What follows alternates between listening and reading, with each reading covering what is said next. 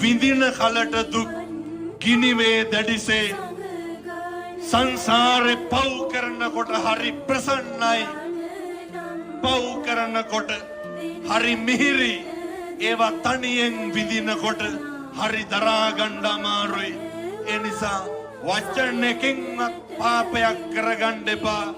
වචනෙන් හිනාවෙන් පවා පුදුම විදිහට කුසල් කරගන්න අනෙක තුල කොච්චර සත්පුරුෂකම තිබ්බත්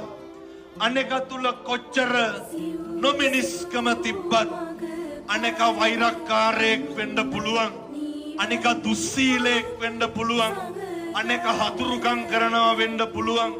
ඉන්න දෙන්නෙම නැති වෙන්න පුළුවන් ජීවිතේ ඉවසලා බැරිම තැනක් එයි